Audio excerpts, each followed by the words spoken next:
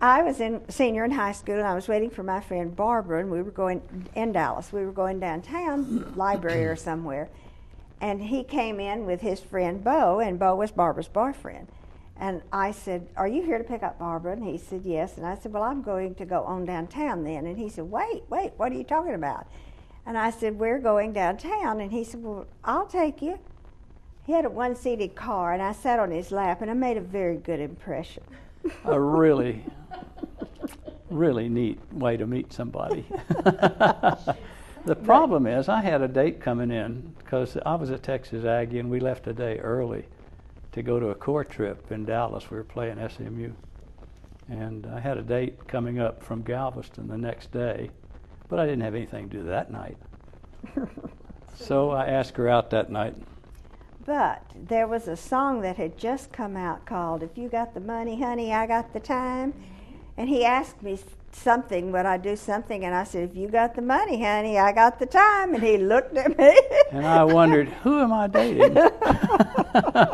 So we had a lot of fun with that one. I don't guess I've ever had any trouble communicating.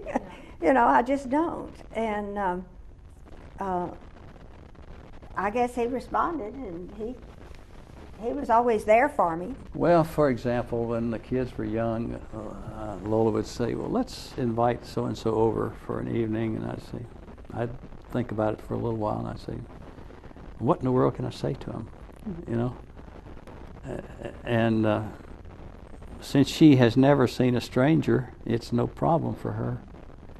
And being around her has kind of drawn me out, and I feel like now that I'm pretty much the same way. I love people and like to be around them, like to help kids find their first house and that kind of stuff. The most important thing is to try and keep a really close relationship with whoever you're married to, and it's going to take some work to do that. It's when things go wrong, there's not always an easy solution. You have to just sit down and kind of talk through it and see if there's a way to solve the problem. I think that's important too, is talking, and not just sitting there and brewing and stewing over it and blaming the other one. You've got to talk it out and find out why they were feeling and doing the things they were doing, and you too. But I think the communication has to be there, because if there's no communication, you're not going to be able to work through anything. I guess the one that can communicate better just has to accept it and realize this is okay for right now, and I can handle it.